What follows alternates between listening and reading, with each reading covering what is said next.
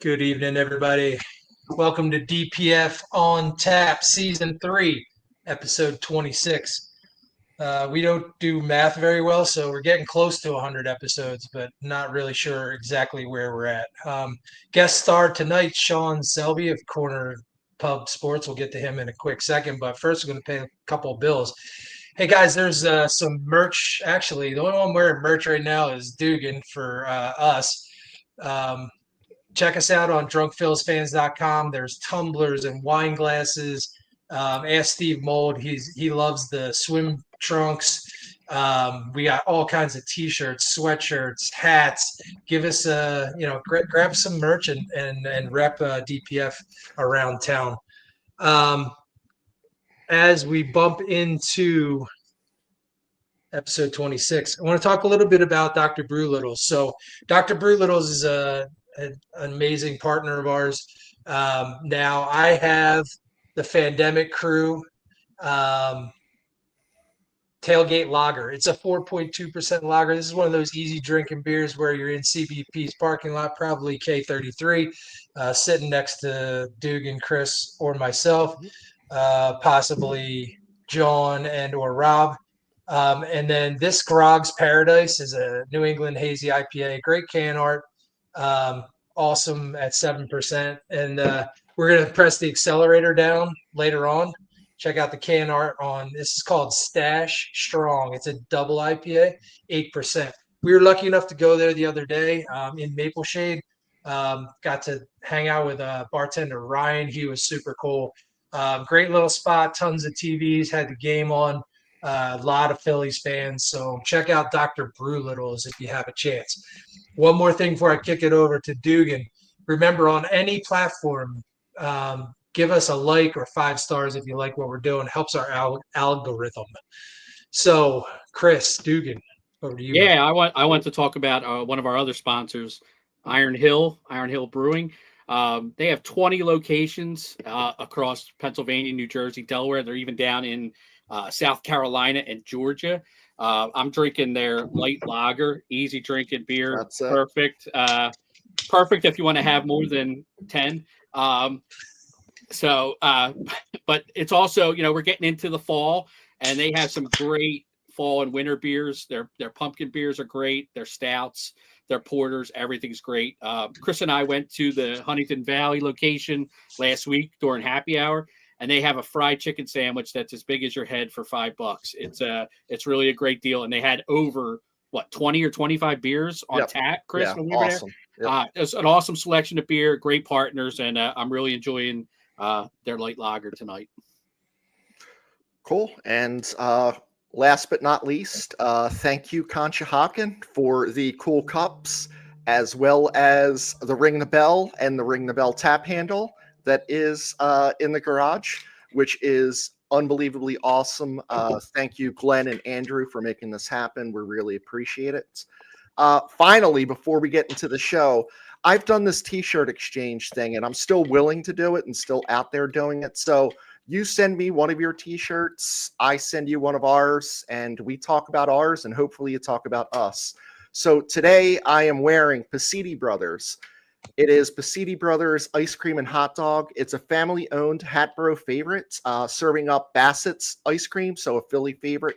Bassett's all-beef Nathan hot dogs, and fun treats in a family environment over there. It's built on customer appreciation and community. It's like a perfect spot for an ice cream, a hot dog, and if you have a dog, they actually do have pup cups. So they are located at 105 North York Road in Hatboro. And give them a follow over on Pasiti Brothers Ice Cream and Hot Dogs. So now that we got through all of that, Jesus, Sean, welcome back. What's up, guys? It's going on. That's what happens when you have a load of sponsors, man. That's good stuff. Yeah. So, man, you are our first person that came back, and you're the first person we asked to come back, and I'm surprised that anyone came back, so thank you. I didn't realize that. That's awesome. No, thank you guys for having me. First and foremost, I mean, that's awesome that you invited me back. I appreciate it. A little less than a year ago, when the book first came out and everything, you guys had me on. You guys were gracious enough to get me on, and I really appreciate that. And yeah, it's awesome. Thanks, guys. Yeah, so Sean is, are you the founder too, Sean, of Corner Pub? Yeah. Okay, founder, host of Corner Pub Sports. They go live Fridays at 8. Is it, Sean? Yes. Yep. Yes. So 8:15. Yeah. Okay. It could run from an hour to 6 hours. It depends. That's accurate. That's accurate. Kind of what's going. How many beers are going? Yeah. They have been way over 500 episodes. They're approaching 600. So it's awesome. And Sean is really the reason why DPF kind of started. He was the one I talked to about what to set up, what equipment to get. So, Sean, we appreciate you, but there might be a lot of our fans that are pissed off that you gave us this medium to be able to kind of talk to them every week. How is the book doing? Is there a part 2 coming? Are you the voice of reason out of the 4 of us on here? Out of the 4, you guys? I don't know about that. I don't know. I don't know if I'm the voice of reason. I've been pretty critical, and we'll get into it tonight, of the Phillies this year. So there's Jay. Thanks, Jay. Jay Parr is he's got a badge. He's got a little medal. Says #1 fan. He's all happy. But anyway, yeah, the book's no one likes this, but we do care. I came out last October. It's been doing okay. When it first came out, it did really well. Christmas time did really well. When the Eagles won, it did really well. So I actually added another chapter when the Eagles won, and added a few pages, kind of like a prologue, basically explaining what the season was for the Eagles. Yeah, so it's been doing okay, steady. It's has its ebbs and flows, but definitely towards the holidays, it did better. So, but yeah, again, I appreciate you guys helping getting the word out about it and promoting it and stuff. It meant a lot. So. Oh, fuck that Chris dude from that other show. I was just saying, didn't we invite him and he told us to fuck off? No, I invited him to a garage party. He's like, no, I want to go be the home run king. Yeah. I want to go do some charity work. Yeah. Fucking unbelievable. Philly, great show, man. Yeah, those guys are absolutely great. So, Sean, I want to kind of kick into, and this is a very unlikely show because we're normally pretty pissed off, honestly. And I don't know I didn't know that there was happiness. Sorry, Renee. I do know happiness at home and all of that. But like with the Phillies, we just saw a series that may have been the best 3-game series of our lifetime. Most strikeouts by our pitchers, I think 47 since 1900. The most runs in 25 years. I'm just like, I'm floating on air. So I'm like, oh my God. And two games with 20 plus hits. I mean, come on. Are you kidding me? Crazy. And then I don't know how to feel. I don't know how to feel. I really don't.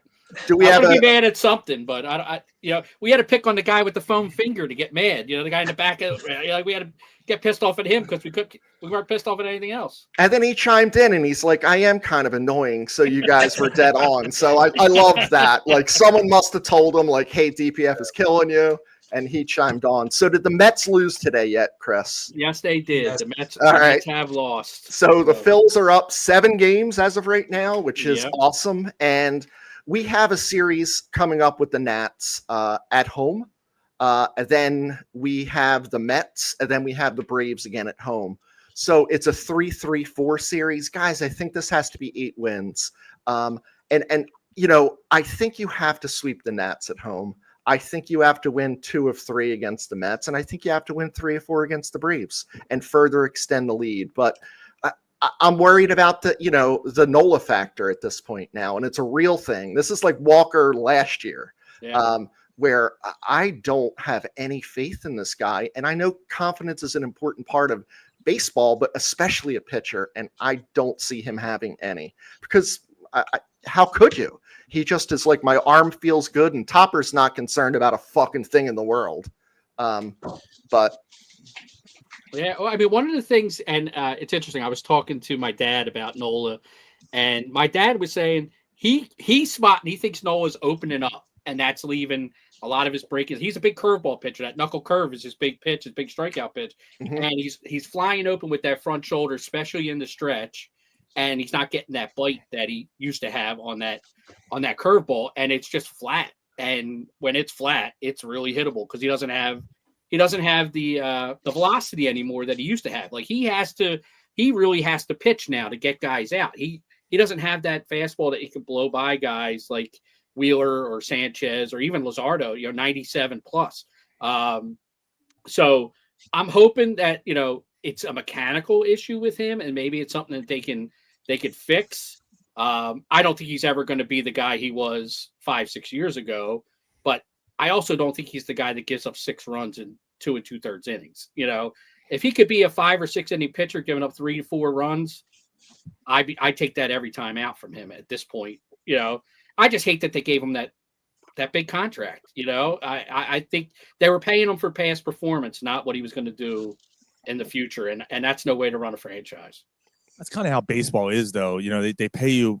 Think about the Ryan Howard contract. When he went up, everyone knew he was getting close to that. That age. You're like, I don't know. They gave him that big money. No one knew he was going to get hurt the way he did. He could have probably extended his career another 3-4 years of being productive, higher productive than he was. So hindsight's 2020, whatever. But you don't know about the injuries and all that stuff. But the thing is, like, that's kind of how baseball is. But at the same time, dude, I was with you 100% on that. I'll never forget where I was when they re-signed him. I was actually golfing, and my the buddy I was golfing with goes, "Yo, man, they just signed Nola to this deal." I'm like, "How much?" And he tells me, I'm like, "You've got to be kidding me." Yeah. I was like, "No, I wanted Snell. I wanted, I forget who else was out. I know I really wanted Blake Snell, and there was somebody else that was on that free agent market that I was like, I'd rather have them than Nola." In the end, I mean, I don't know. I guess Snell's probably done a little bit better. I mean, Nola's made the postseason, and Snell hasn't. I just don't like that the Phillies tried to paint it as him and Wheeler as a 1A and a 1B. I mean, come on, they're not even in the same league right at this point in their careers. Nola's more of a 3 or 4 in my mind, not a co-ace or even a 2.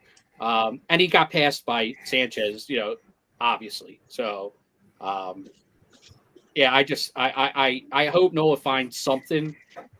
But it's I don't know. I don't even know if he's even a 3 or a 4 right now. I mean, he like you said, I also think I think it's mental with him. I hope it's physical, because if it's physical, it's easier to fix that, right? Yeah. He had that Nola inning, right? We all know about the Nola inning that he has. Well, he's having more of them consistently. Now, granted, he hasn't pitched in a while, and maybe his issues before he went on the IL were due to injury, and that's what I'm hoping for. Let's just cross our fingers and hope that he'll figure this out. But he's also not the pitcher that came out the last start and did what he did. That was just an anomaly. I think that was a bit of an anomaly. But we just got to cross our fingers with him. It's you're waiting with bated breath with him. Let me throw something out there then with Nola. If it continues like this and he has like 2 or more starts like this, would any of you entertain bringing up Painter and kind of doing an opener and and they both pitch on the same every 5 days, and it's give us 3, you give us 3, and then we get to this bullpen that all of a sudden looks really good in August. Chris, I don't know if I can do it 2 terrible guys in the same game. Like, I don't know if I'm interested in that. So I'm just saying I'd rather do that than bring in a bullpen guy in the 3rd or 4th inning. Yeah. I mean, just put Joe Ross. He ain't doing anything. The thing that trust Walker more than Nola, that is insane.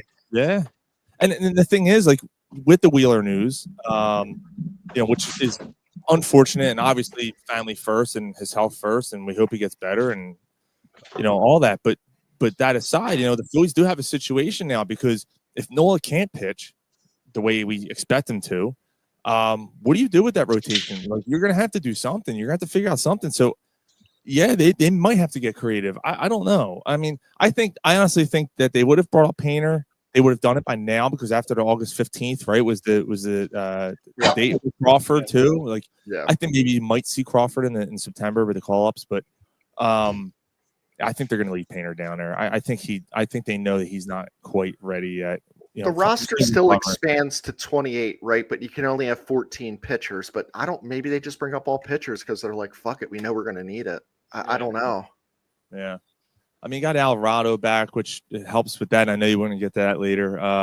That helps with the bullpen a little bit. Hopefully someone else gets sent down, wink, wink, soon. I don't think that's going to happen, though, but we'll see. But But you know, I don't know. There's just a lot of question marks to me with once you get past Suarez, Sanchez, and used to be Wheeler. I guess now it's Walker. Walker. Yeah. It's crazy. It's crazy. He's pitching well. He's pitched well the last like 7 starts. He's pitched pretty well. Awesome. Yeah. ERA 2.5 or so. So he's been awesome. Yeah. Like, think about it. He's been the ultimate team player. What do we need you to do this week? We need you in the pen. What do we need you to do this week? We need you to start. And we've been very vocal about how bad he was in the past, but he's just done everything right this year. And he's taken responsibility when he hasn't done well. And that's just something that goes a long way with us. I'm sure it does with you guys too, Sean. Yeah. No, for sure. And you know, we all love to bash the guys when they're not doing well, and most of them deserve it. I mean, Walker deserved it. Now, granted, like you said, Mike, he was he's a great team guy. They asked him whatever he wanted to do, but he was not good at it. So it was like that was the other thing. You know, you ask you to eat up some innings and you stink it up, like you're not really helping us at all. Now he's doing well, and you're like, all right, like okay, we'll give it to him a little bit. What was Alvarado seen Spidey? So I don't know. It's easy to root for guys when they struggle and they start doing well, right? Because that's the other thing. We will flip on the other direction where we're like, all right, let's pull for this dude. You know, he struggled his whole career here. Let's go. I mean, I know everyone brings up the ovation with Turner and all that stuff, but that isn't a good example of it. I mean, we want to see you do well. We don't like booing. I mean, we do like booing, but you know what I mean? Like, we don't want to boo you. We'd rather cheer for you. You know, we're not like out to get you. Unless you're that piece of shit who used to play center field and beat up women, you know that dude. He deserved everything he got. Oh, dumbass. Yeah, he deserved everything he got. But yeah, it's amazing with the booing part. It's like I feel like I was just watching this Billy Joel documentary, and like his kids are all musical, and they're around a musical genius, but there's something about it. I don't think we had a choice. Like, we know that we have to boo. We just know, like, it's like one of those innate, like, animalistic characteristics that it's not, it's not nurture, it's nature. But maybe I'm wrong. I think you're right. Could be genetic. Yeah. I think it's definitely genetic. Yeah. My dad, my uncles, my neighbors, it bred it in me, you know? Yep. Crazy. So, yeah, I was just over the last few games and the last couple of weeks, you start to see the offense, kind of wake up, and just wanted to try and get your guys' opinion on, is this sustainable? Are we seeing the awakening of this potent offense, and do you think it can be sustained throughout the rest of, maybe end of the season and through October? And maybe who's in your eyes the keys to that? So I was thinking about this a little bit, Mike, after you kind of sent out the sheet. And when you think about the 1980 team, they united against one person because they all hated Dallas Green, right? Like, so the players were like, fuck this guy, we're going to win in spite of him, and say fuck you to him. Maybe the thing that brought us together is a terrible tragedy where they're like, you know what? We know now we have to play better because Wheeler's not here. Maybe that's something that unites them. And it's not a great thing, unfortunately, for Zach, but for the team, maybe it is. Also, Kevin Long was out for some type of surgery for a while. So I think that coincided with, they forgot what he said, or he wasn't there saying launch angle. He was there. He was there. He just wasn't able to throw batting practice. So well, then they got a better bat. I think they have Romano pitching to them in batting practice. Brilliant. Brilliant. Keep doing that. So he does have a place on the team after all. That's what they kept him around, But I think, Mike, your topic with the bats kind of rolls right into mine, which is I think the biggest change, especially during August, I think they're 13-6 or something in the month of August, is the bottom of the order is really stepping up. Those guys in the back half, of the order, like Brandon Marsh in 18 games in August, 292. Stott, 18 games, 354.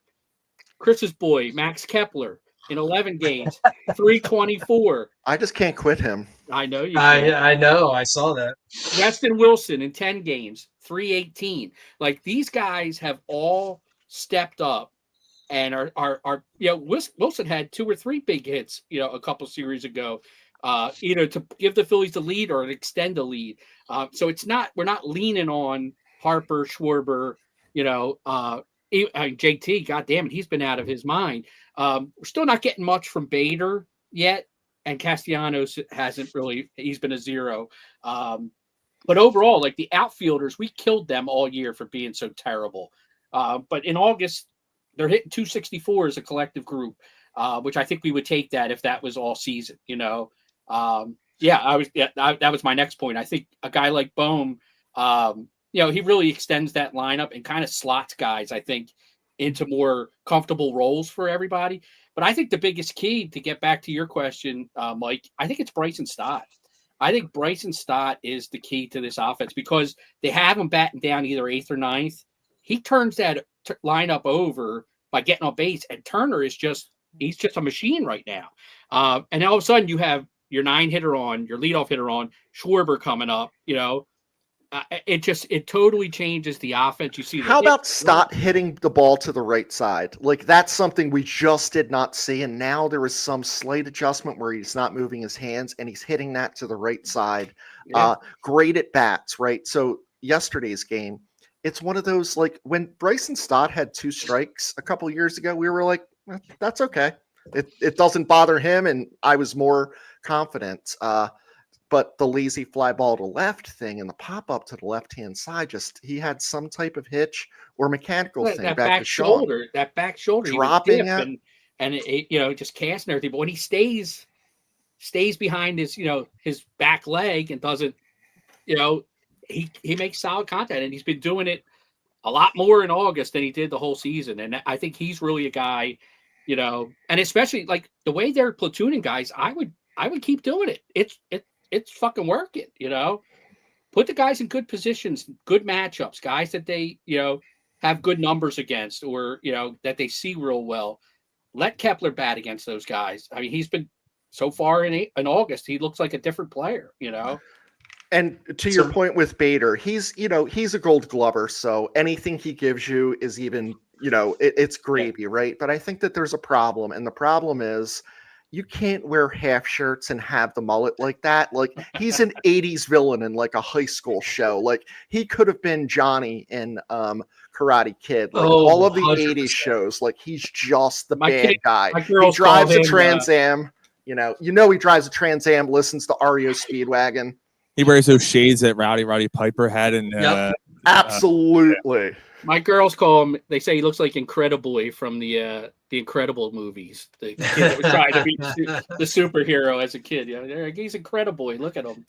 That's funny. Yeah, he doesn't have much of For me, just to zip up this, unless Sean, you have something to add after to zip it up. I think for me, JT finding his stroke has, to your point, Dugan. Everybody's kind of slotted in to a spot now that Bohm's back, but JT started that while he was on the IL, and to have someone who was non-existent in the lineup until about probably 30, 45 days ago, step up like that. I think that for me is one of the keys to this lineup right this minute.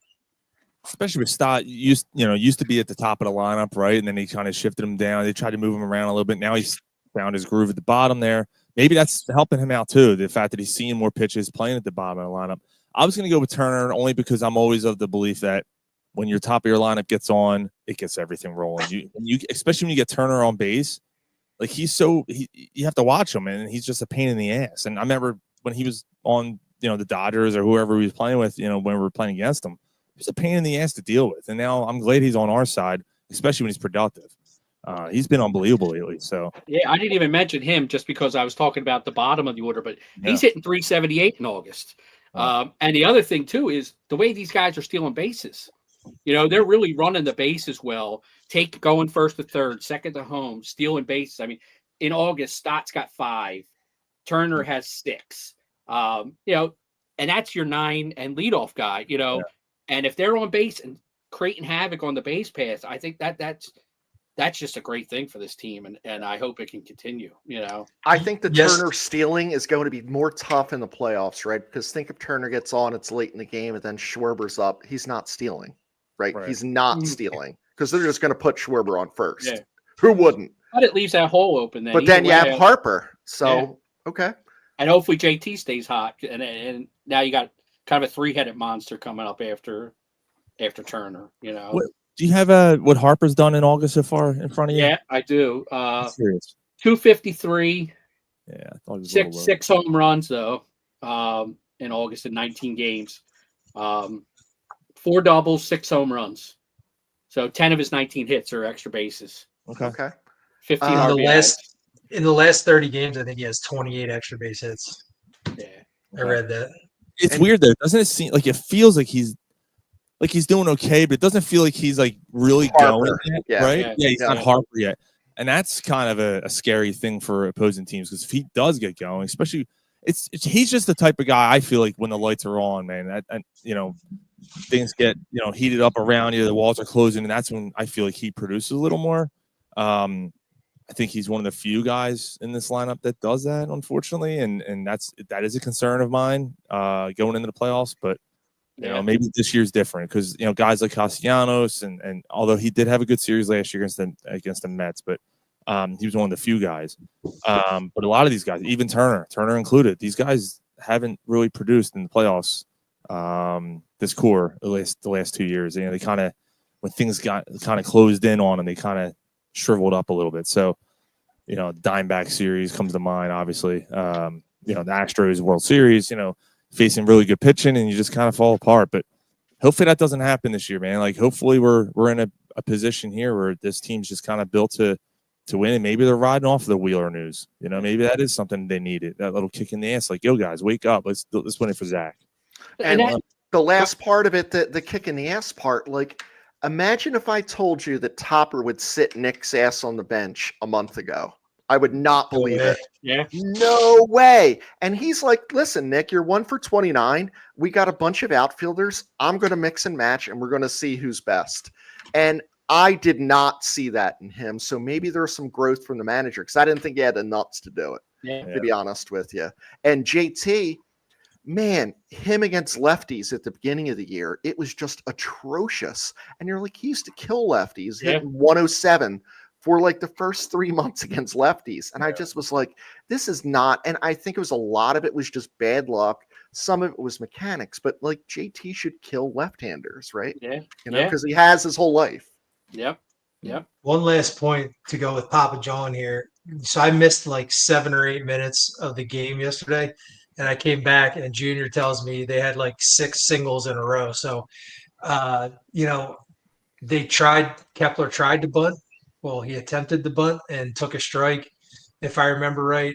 They've done some sacrificing, so I think they're in certain situations using small ball to try and supplement the long ball. But I love that. You guys know that, and I think we're all aligned on this call at least. I thought the whole series was small ball. Yeah. Stealing bases, hitting, Harper's like, the guy pitches it outside and the third baseman's playing shortstop. He's like, fuck it, I'm going to put it down the third base line. I mean, I think, you guys were both pitchers in college, and, I pitched in high school, and I know that, no one ever wants to give up a home run. And as a fan, you love to see the home run. But when you got guys 2 or 3 singles in an inning and you constantly have guys on base and you're pitching out of the stretch, it's a different mentality as a pitcher. Like, you give up a home run, yeah, it sucks, but you reset because there's nobody on base. You go back into the windup.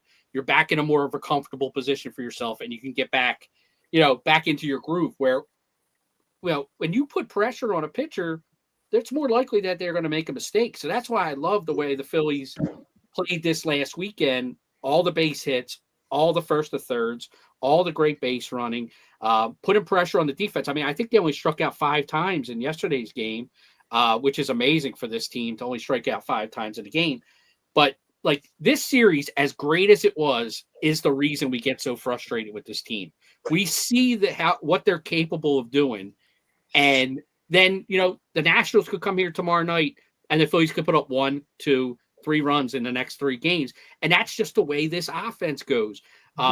With our pitching, most nights they score 3 or 4 runs. They got an 80% chance to win almost every night, just based on how good our pitching's been. And this offense should have no trouble scoring 3 or 4 runs a night. So that's what drives me crazy. As great as watching them dismantle a really good Seattle team, you go, it leaves you going like, why don't we do this more often? Why don't we do this to the White Sox? Why don't we do this to the Nationals? Why don't we do this to the Marlins? Why does it take a team from the West Coast and the American League to come and light a fire under our ass to start hitting the ball? Do it against the Mets. Do it against the Braves. Do it against the Brewers. Do it against the fucking teams in the National League that you're going to have to go through to get to the World Series. And that's what drives me fucking nuts about this team. Hopefully, every time they do this, you hope this is the one. This is the series that changes the season, and they're going to get on a roll. And they just don't. So I'm cautiously optimistic after watching this last series. Well, who do you think they more are? Like, are they the team that just took care of the Mariners, or are they more like the team that struggled against the Nationals and split that series? I think they're a Jekyll and Hyde. I think they're a mix of the two. I think when they're going good, they're the best team in baseball. No one could beat them with that offense. When they're going bad, they could lose to my slow pitch softball team. Like, it's just White Sox. Yeah. It's just when they and it's just amazing the way they go together. When one's hitting, they're all hitting. When one's not hitting, they don't hit. It's not like half the lineup doesn't hit and half of it does. It's all or nothing with this team. And I hope that maybe they got a little chip on their shoulder. They don't have their ace, and we want to prove that we don't. Not that we don't need Wheeler, but that we can win without him, So hopefully it's a little motivation for them, going forward. Guys, the Romano issue. What do you do with the guy? I mean, he's making $8.5 million. They got rid of Witt this late last year, and I think he was making more. DFA. I can't see a situation where you're going to ever bring this guy in. At what point do you do it? Because they tried doing it with their 5 or 6 run lead. That quickly gets erased because he gives up 3 all the time. I feel like Romano was horrible, serviceable, and now horrible again. He never looks comfortable out there. And I feel like it sends a bad message to the team when you're like, well, he has 8.5 million. Like we're going to see what he has to offer. It's only this year. I don't see a reason why they're keeping him. I thought Max Lazar did a great job when he was here for the most part. I thought Daniel Robert, minus his walks, did a decent job. I'd rather see either or both of those rather than this guy. I would bring them into a game where we're winning by 4 or 5. I'm not bringing them into a close game unless I have to, but I don't know in which situation. Like Romano right now, to me, the only situation you can is that joke where we're up 10 or down 10. I don't see it honestly, guys, I don't see it being anything less. So why is he here? I was actually at the game in May. I took my daughter. We were up 9-0, and they brought Romano in. They almost lost the game. That was the Marlins, right? The Marlins, yeah. They almost lost the game. I was like, at that point, I'm like, you cannot bring this guy back in. Like, you have to get rid of him. And then he started doing well after that, and then he crashed again. So, yeah, I'm with you, Mike. DFA all the way. This is an Adam Eaton type of situation. Like, you paid the guy all this money, and you don't want to admit that you made a major mistake, so you don't want to get rid of him because now Dabrowski looks like an idiot. But guess what? You're like everyone's already looking at you that way. So you DFAing him might actually give you a little more credibility. Save face. Yep. Yeah. You're allowed to say asshole on this show too, by the way. Yeah, it's a family. Yeah, no, I mean, I looked at his numbers by month, and it was like May he had like a 2.58, and I don't think there's another month where it's under 5. So like he had that little stretch in May. Yep. I think he had like a 12-game scoreless streak or something like that. But how many of those games did he pitch in? Yeah, exactly. But I looked at like 48 appearances. He has 10 appearances where he's given up more than 2 runs. 10 out of 48. Like, how do you can't trust a guy like that? You just can't trust Well, we were there the other night and we were up a bunch, and Carrie was really mad because she wanted to see Durantula. And then Romano came in and she goes, "Hey, we might see him now." And like that I thought was hilarious. So hey, let's move into another reliever. Let's talk about Alvarado. Now I know it's a really small sample size, right? But I want to talk about what Uncle Junior's talking about here. Why do we bring this guy in and then you burn another pitcher when he could probably have gone 2 innings? And we were up a ton of runs anyway. So like I just throwing it out there. What's the Alvarado situation for you guys in your head the rest of the year? I know he can't pitch in the playoffs. He's ineligible. I know we've talked about, hey, let's use him up as much as we possibly can to win as many games as we possibly can and get to the playoffs. So, to me, the other night was a perfect opportunity for him to get 6 outs and save somebody else in the bullpen. I think it was Joe Ross that came in the ninth or the eighth, whatever. So, thoughts on all that? I would love to pitch him more than an inning. It's not something he's kind of used to. So, like, I would have to know that because, like, let's remember, Alvarado, he's either the guy who's going to walk a couple people and strike a couple people out, but that means he's throwing 20 to 30 pitches an inning. So, can I see Alvarado out there for 60 pitches? Well, of course not. Yeah. Do I also say fuck Alvarado for what he did and, like, just bend his arm? Well, yeah, but maybe he's a cheaper price to us next year. I doubt it. I don't think Alvarado's coming back. But I'm more of the burn him out. I just, I still feel like it's not right for the game of baseball and the person to like overuse them, even though we're like, fuck this guy. I do think he's coming back. I'm on the opposite. I think the Phillies love him. And I mean, when you talk about having Duran for another couple of years and you can match him up with Alvarado throwing just as hard from the left side, that's a pretty great combination in the back end of a bullpen.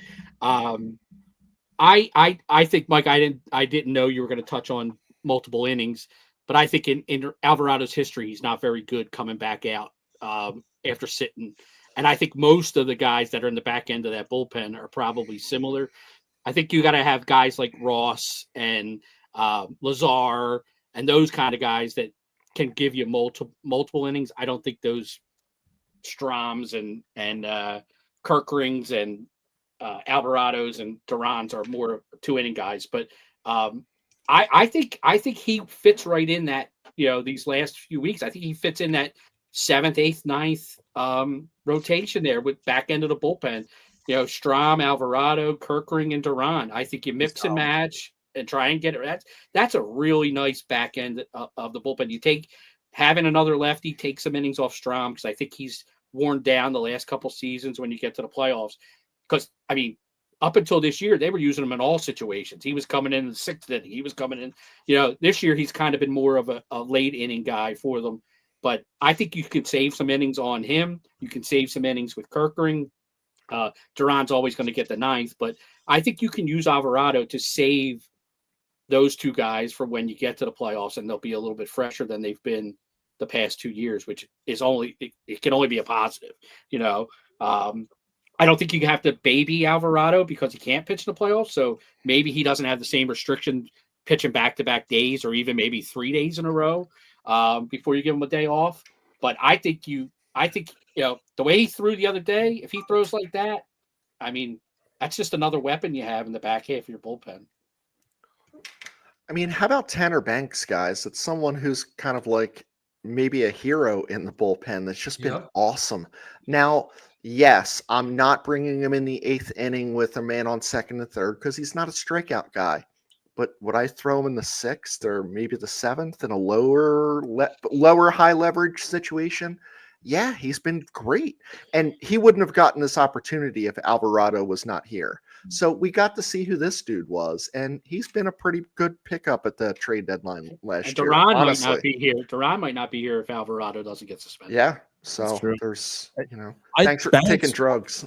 One thing Banks does that I love is that he does not walk guys. Nope. Like, he does not walk guys, and like that's huge for a relief pitcher. Coming into maybe a somewhat close game, or like you said, maybe the 6th inning of a game or something. Don't give them free base runners, and don't make your job harder, and get your guys off the field and get your bats going again. Just do your job and get out of there. And I love that about him. And I, like you said, I think that was a great pickup last year, and I think they found something there with him, and I think he could be something useful in the playoffs. And this is what this whole situation we just talked about, and dude, you just hit it. That back end of that bullpen, if you keep Alvarado, which I think they will as well, and I think Mike agrees too, but I do think he's back. That's scary. That's a scary thing, and that's why the Romano thing pisses me off so much. Because if that guy was half decent, like, oh my God, this entire bullpen would have been fantastic. That you're going ahead. And Robertson's thrown well. I mean, he gave up a home run. He's been real good. He's been good. 40 years old, right? Still going out there and doing what he's doing. That was a good pickup too, honestly. I was kind of happy because we were so desperate at that point. It's like, okay, we got Nola coming back soon. You don't know what that's going to be like. You got Alvarado come back soon. Okay. It was before the trade, obviously, for Durantula. So it was nice to get something in the bullpen, but I'm glad they still went out and made the trade for Durant, because you knew that wasn't enough. Right. That dude's been unbelievable. He's been absolutely unbelievable. Yeah, I don't know. It's a slippery slope with Alvarado, because like, you want to save innings from guys like Strom, and I wholeheartedly agree with you. Like, they overused Strom last year because they had to.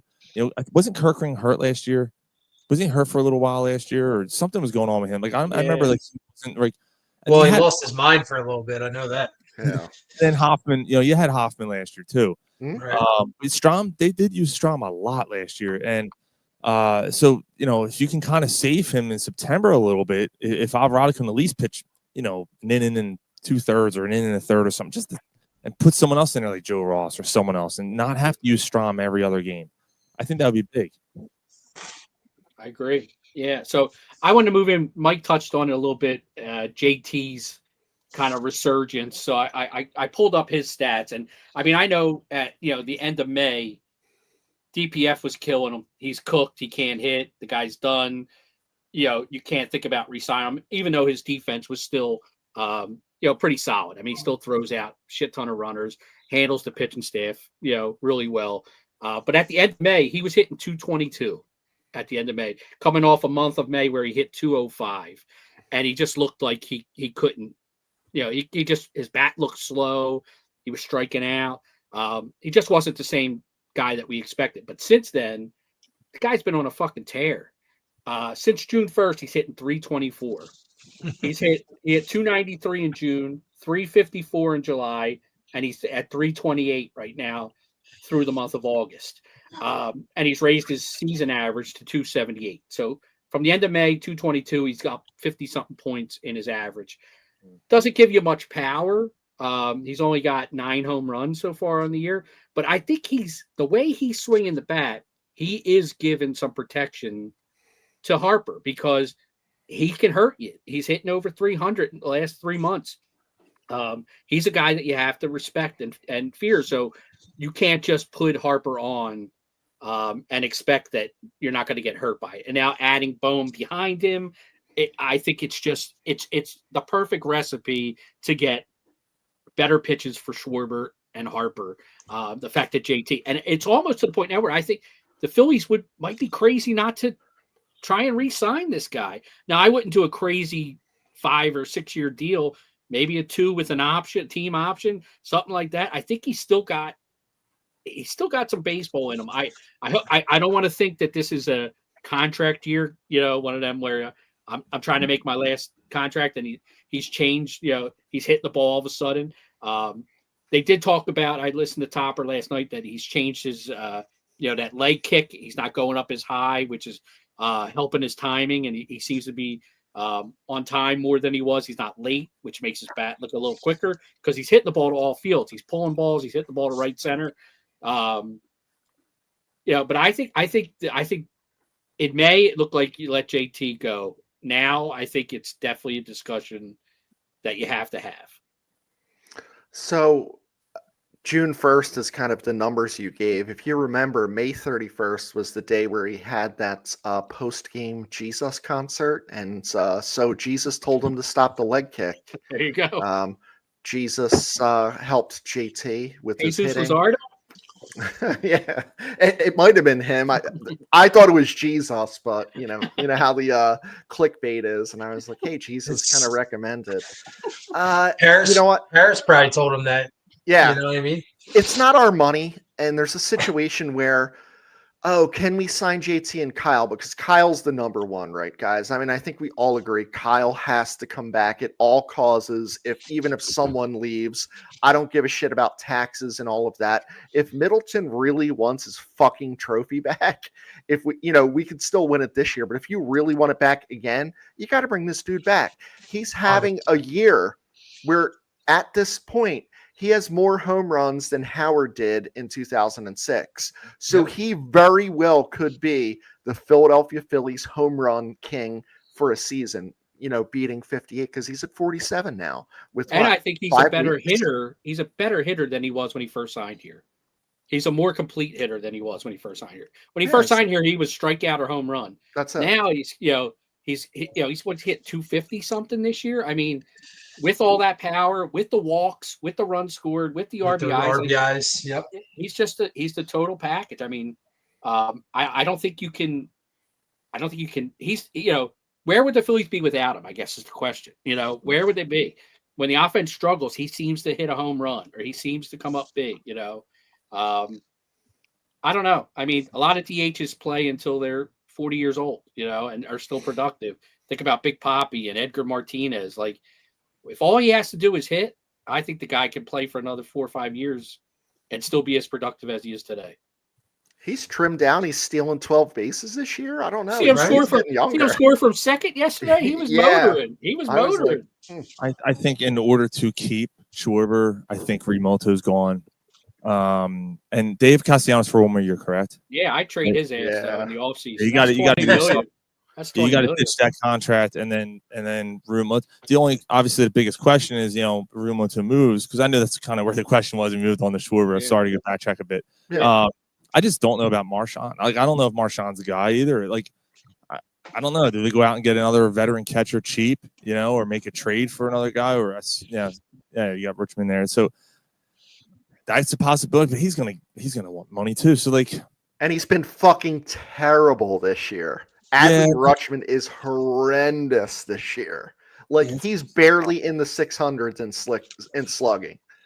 Is he horrendous because the team gave up and sold everybody, and he gave up? Been hurt. I think he's been hurt a little bit too. So there could be something physical.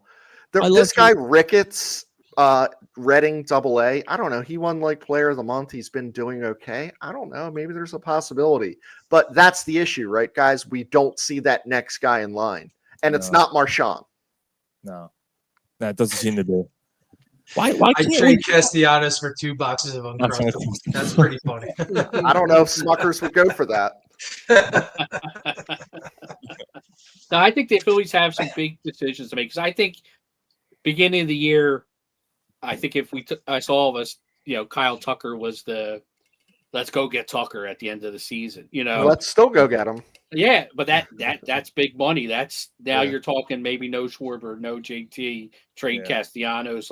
I think you got to open up a lot of space in your budget to sign that guy, because he's probably going to be a $450 to $500 million contract. Oh wow. Yeah, he's going to be big. He's going to be a big contract. So I think that they're gonna redo CBP and make a whole bunch of money. Don't worry about that. I'm good with it. Like you said, it's not our money. Beers will be $40 when you go down there, though. Stateside live, baby. The stateside will pay for it. No, don't worry about it. Well, I heard they're going to rename K33 the DPF 33. Oh, we didn't get a naming of a whole thing, but there's a little parking spot, and we don't get anything. We still have to pay the 30 to get in, but they're going to put. That's all right. And then I say just fucking win it this year and let all these guys fucking walk and start over. I'm good with that. Yeah. I just That's what it's all about, right? Yeah. That's when the whole trade deadline thing was happening. People were like, we shouldn't trade this guy. We shouldn't trade that guy. I'm like, hold on. If You think your team's good enough to win it now? The window's closing. What's the whole point of the sport? To win the championship. You do what you have to do to win the championship. If it means giving up a guy for 10 years of maybe production in Major League Baseball to win a title, I'm taking that. I'm sorry, I'm taking it. So we need you to curse a little bit more because that was very close to the Dennis Green, and we need to hear that more because that clip we'll use forever. You play to win the championship. You don't just play to play. Yeah, that's very close to Dugan's prospects are suspects. Uh-huh. Yeah. And just to go back for 1 second, real quick, talk about the backup catcher situation. Honestly, when's the last time that this team has developed a catcher? When I can't. Darren Dalton, Logan like O'Hoppe, Lieberthal. Yeah. What'd you say, Dugan? Logan O'Hoppe. Oh, well, yeah. Mike LaValliere, yeah. Well, I mean, that was a trade that was made out of necessity at the time. That was, and he was blocked by JT. I don't hate that trade. I think it's a trade that had to be made. Especially when he's playing better now. You're like, all right. Yeah. Oh, yeah. A month ago, I would have said, fucking O'Hoppe. When we played against him, I was like, God damn it. That's around a little bit. There's been a lot of talk with Manfred. This fucking mummy is talking about realignment and, bringing in new teams. Guys, I don't care if it's realigned or not. I hope it is realigned because I would love to be in a division with like people I really fucking hate. Like really, really hate. I don't care about the Nats and I don't care about the Marlins. I hate the Mets. I want to hate the Pirates again. I do. I want them to be good. I want to hate the Pirates. I want us to be interstate and I don't know, bring the Yankees in it because fuck both New Yorks or Boston. What I really am upset about is I don't love the balanced schedule. And the reason why I don't is I love the division games. And right now there's only 13 of them. So is it a lot still? Well, yeah, it's a good amount, but it used to be 19. And it's like, Chris, there only is 6 games. But yeah, that's 6 times X amount of teams that were in division. And when you think about this, I love that you knew that there was like maybe something happened in this game and there's going to be paybacks for it. Yeah. Or, maybe this guy just hit an absolute nuke off a guy and he's like, I got this guy's number. But now you have to like go and study fucking Luis Castillo or like we see this dude once like fucking Halley's Comet. So like we have no familiarity with him. So I think some of like the playing and the numbers are skewed. Much like when it was from 152 to 162 games, or 154, I think it's different now because I think the familiarity breeds some type of rabid fan interaction within the interdivision that is lacking now. And yes, could the Marlins suck? Absolutely. The Nats, yes. Could Pirates? But I don't care about I want to play the people in my division more. Like it works for the NFL, right? We're not playing the fucking Seahawks every year, right?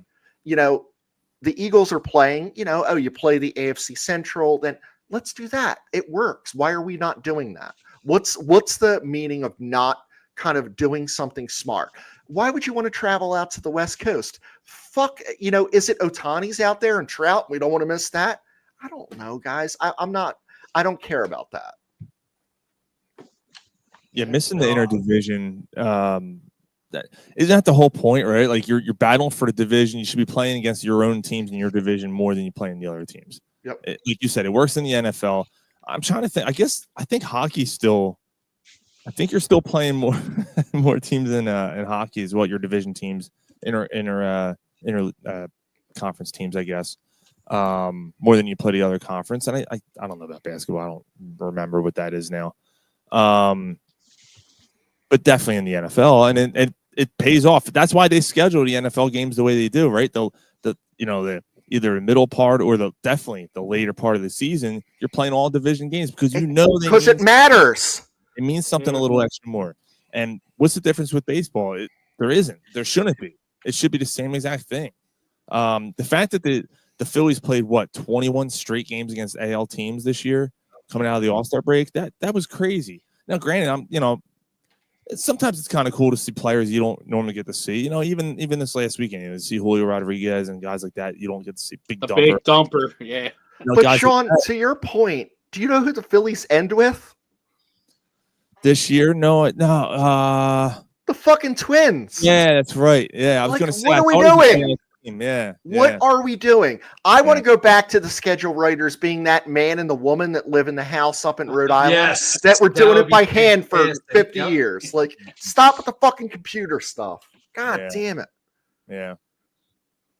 I don't know. I mean, here's Dugan's idea. Do away with the American League, the National League. Do away with the divisions. Everybody's in one line. Top 12 teams make the fucking playoffs. Get the 12 best baseball teams playing playoff baseball.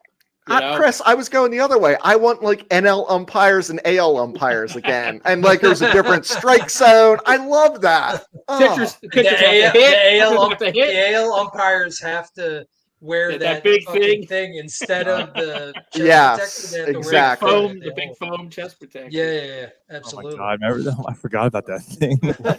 God, that's going back, man. Oh my God, we're fucking old. We are fucking old. I forgot about that thing. They were holding up that. It was like the wristband. It was like held on by their arm or whatever, their forearm. Yeah. Come on, man. That's that was funny. Fuck. I mean, I just hate the whole idea. And I mean, I don't know who it was. One of the fucking talking heads put out their divisions, and it was the Phillies, the Yankees, the Red Sox, and the Mets. Like, really, you got 4 of the best franchises in baseball in one division. Only one of them is going to make the playoffs, most likely. Because they're going to kick the shit out of each other during the entire regular season. And then you got divisions where Dodgers, Angels, like, come on. Like, you have other divisions, like, who cares if the fucking Pirates are the best team in that division, and make the playoff? They're not a good baseball team, and you're going to stack that one division with 4 of the best teams and 4 of the teams that spend money and are constantly good every year after year. I think it cheapens the playoffs when you get to that, and you have 3 other teams, whether it's the Phillies that make it, you got the Yankees, Red Sox, and Mets sitting at home. That doesn't make any goddamn sense. So are you guys with realignment or against it? Against it. Okay. I'm fine with the way it is. Honestly, I would go back to the way it used to be, pre-1994, with the NL calling all in one section, AL in their own section, I kind of like that too. Yeah. Well, going back to the NFL talk, when the NFL realigned, they knew there was a rival between the Eagles and the Cowboys, and the Giants and the Cowboys, and the Redskins and the Cowboys. So the Eastern, NFL, the Eastern Conference, and the NFC. What the fuck is Dallas doing in the East? That's just going to be my point. It makes no sense. A rivalry that was built up over the years, But that's what makes it great. Yeah. And we're missing that. Do you remember what the Pirates Phillies used to be, guys? Yeah.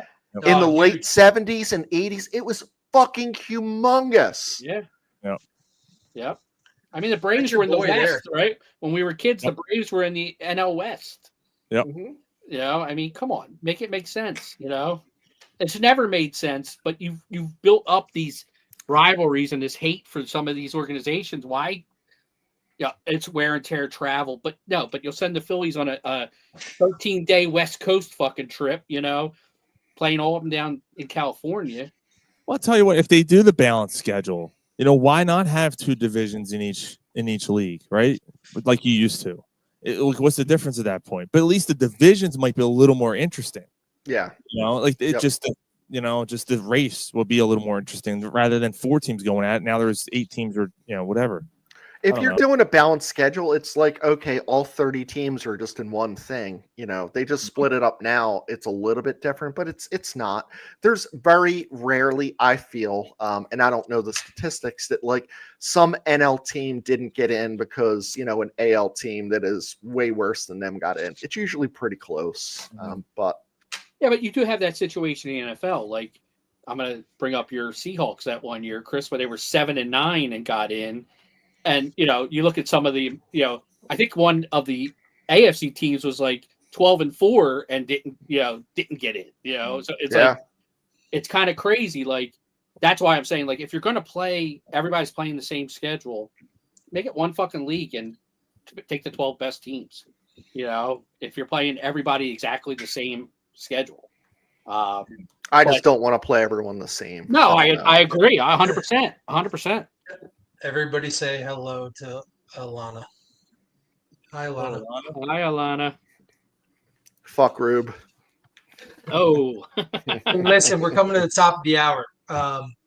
Let me do dumbass because I've sat on this for 3 weeks, and then trivia, and then we can wrap it up if you guys want. So, hey, listen, I know I do a lot of dumbass out of Florida, but this one happens to be from St. Louis. So there's a woman we'll call Tammy. She's 41 years old. Remember that. She went to a Jack in the Box in St. Louis a couple of Saturdays ago. And she decided that on Tuesday, she was going to come back. The following Tuesday, she was going to go back and talk to the manager because they shorted her a chicken tender in her order. And so she confronted the manager at the Jack in the Box on Tuesday. Yes, that's 3 days later after her order. And, the store manager said, hey, you know what? We take responsibility. Here is another chicken tender for you. And that wasn't good enough for Tammy. Tammy wanted another ranch dipping sauce. And at that point, the manager just said, hey, listen, I gave you a free chicken tender. You can't have I'm sorry, you can't have a ranch. And she spat in his face. So when she then fled the restaurant after spitting in the manager's face, the manager thought he was going to be like super slick and went out the back door to take a picture of her license plate. Well, she saw him, reversed her car, ran him over, actually knocked him over with her car, and sped off in front of about somewhere in the vicinity of 20 people that were in the drive-through that were witnesses. Manager broke his ankle, was bruised all over by the vehicle. Since it was all on camera, the police in St. Louis went to her residence and arrested her. And actually, I looked it back up as of yesterday. She was still in holding cell waiting a preliminary hearing, which is set for actually tomorrow, which is the 22nd of August. She's facing up to 7 years in prison and a fine of $10,000 for fourth-degree assault, because she was shorted a chicken tender that she got, but did not get the ranch dipping sauce, and that's why Tammy's our dumbass of the day. Dope. Or of the week, I should 41 years old. 41 years old. 41 years old. I'm a fat guy. That must be really good ranch. That must be some really good fucking ranch. I haven't had Jack in the Box, so I don't want to put any, I don't want to judge. Let me try it first, and then let me decide if it's worth spitting and running someone over. That's true. Have you guys had Jack in the Box? I've never had it. I want to. Carl's Jr. I see the fucking commercials. I had In-N-Out Burger. It was okay. Like I don't know if that's worth running someone over for. I agree. I had that too. I agree. Did you get what's it called? The double animal or something. Animal style. Yeah. Oh, there you go. Yeah, it was all right. All right, so we're rolling into a Washington Nationals weekend, and so I thought I'd do a trivia. They, clearly the Fanatic is the best mascot of all sports, but they do have the president's mascot race every single game at the Washington Nationals. They've been doing it since 2006. So Abraham Lincoln, George Washington, Thomas Jefferson, and Theodore Roosevelt have done every single race since 2006. My question is, who is the all-time leader? And a bonus is if you can get close to giving me how many they've won. I'll put it out there. Teddy Ballgame. I don't know. His name's Teddy Ballgame. I'm going to say George Washington. Okay, so Theodore Roosevelt is not right, and neither is George Washington. I went with Abe. Abe Lincoln has 487 wins. Oh, I just gave you the answer. Sorry. Honest He Abe. is all time. And Teddy Now, has he not won or something like that? Or so great question. That's another bonus question. I'm glad you brought that up, Sean. I'm sorry. So no, you're good. So Theodore Roosevelt went 0 for 528 before he won his first one in 2012. Okay. So I just thought that was cool. I was looking up some trivia stuff, and we love the Fanatic obviously here, and those guys, they're committed since 2006. It's been almost 20 years since they've been doing it. So I've been petitioning them to do FDR, but they're like, "Oh, this guy had polio and he can't walk." And I was like, "All right, guys, all right, sorry." When the Phils were in Washington, that last series, the president's race gave us a great Ruben Amaro quote too, because they had a woman hit one of the presidents with like a chair that was in the lead. I guess so. One of them could win, and Ruben said, they're banging presidents here in Washington. I think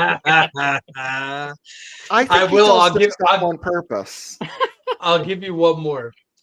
They had William Taft, Calvin Coolidge, and Herbert Hoover for about 3 years, and they retired them to their new Florida spring training preseason. Yeah, spring training place. So that's pretty funny. They have their core four. There you go. Huh. That's funny. So just as an aside before we close up, so Renee, you work at home, you still have to dress up because you're on camera. Renee came down wearing it's like a sweater, a cardigan sweater, I guess, or a button-up sweater. Like on the side, it had like 4 or 5 buttons. I was like, "Hey, what's up, George Washington?" Because it definitely looked like one of those ones. And she's like, "All right, well, I guess I'm not wearing this one again." This dude's call me George Washington. I was like, "Get a powdered wig." Sean, thank you so much for coming on and spending your time with us today. Hopefully you'll come on a third time. I know that after one, we had to really beg you to come back on. But we appreciate you, appreciate everything you've done for us. And I want to give you a chance to kind of say what's next for Corner Pub and kind of, talk about the book and where people can get it, etc. I appreciate it. Well, first of all, again, thank you guys for having me. I appreciate it, dude. Anytime, man. I'll come on anytime, man. And again, appreciate everything you guys have done for us as well. But yeah, Corner Puff Sports. So we're actually moving to bi-weekly. So this Friday and next Friday, and then after that, we're gonna be every other Friday, 8:15 p.m. On our socials at Corner Pup Sports on Twitter or whatever it's called, X. I hate that stupid thing. Anyway, YouTube and Facebook. And yeah, you can pick up my book. No one likes this, but we do care. You can get it on Amazon. It's all about the Philadelphia fan. I cover all the sports. It's not just about me. Other athletes have shared stories in it, and some other fans share stories in it. And it came with a great review from Chris. So I really appreciate it. That was one of my first reviews too. So yeah, that's, you can get it on Amazon, and I think it's out of the stores now. It was in Newtown Bookshop. I think they're gone now. So, but yeah, Amazon's the easiest place anyway. Cool. But, appreciate it, guys. Final thoughts, Mike and Chris? Sure, I'll go first. Hey, listen, guys. I've said this a bunch of times, but if you're 45 years old and you haven't gotten a colonoscopy, please, please, please schedule it. Could save your life. It saved mine. If you are in the vicinity of Maple Shade, please go to see Dr. Brewlittle's. Great spot, great people, great beers.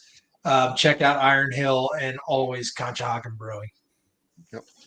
I'm going to throw out, I had one last topic that we didn't get to, but I'm going to do it real quick. We need to start putting some respect on Trey Turner's name. He is 5th in baseball, or 6th in baseball in runs, 1st in hits, 6th in stolen bases, 5th in average. National League, 5th in runs, 1st in hits, 2nd in stolen bases, 2nd in average. The guy's having a tremendous year, and I think it's time that we stop beating this guy up. I think he's really been great, especially in the leadoff spot. So, kind of put some respect on Trey's name. Chris, I feel like this is gaslighting. Like you haven't said mean things about Trey. I'm not saying I haven't. I definitely have. But we've been big fans of Trey his entire career. Like Sean said earlier, we don't want to boo you, but we will. But we really want to cheer you. So I'm going to cheer him right now. Yeah, I mean, maybe it's the turn back around. There you go. But he's been awesome. Yeah. Yep. Hey, just so you guys know, Steve Mold thinks we're jackwagons. Jesus. Jackwagons is underused term, man. Underused. I agree with that. I was like, I haven't heard that forever. I was like, at Corner Putt Sports, you hear jitbag every week, which is also an underused term. Oh, that's one of our the butcher loves that one. Like I'll always hear the butcher will pull out the jitbag, and it's like I don't know if it's an East Falls thing, but I love it. Yeah. So, with this series coming up, I want 8 wins, guys. And I know it's a 10-game, swing here, home and away, but that's 8-2. I'll accept 7-3, but I want 8 wins. But it's one of those things. Do you remember when the Eagles were bad, and if you beat Dallas twice, it was like, all right, well, at least we're 2-14, right? Yeah. I want to beat the Mets so fucking bad these last 7 games. I just want to double figure these motherfuckers. Like at the end of the season, they're all talking shit, and it's not going to erase how hurt I am from last year. But I would love to double figure them. They went out and paid this fucking Juan Soto dude, and we double figure them in games back. That's what I really want. And 8-2 will get us closer than not. So again, Sean, thanks for coming on. Thanks for tuning in, everyone. We'll see you next week. So have a good night. Fuck the Mets. Fuck the Mets.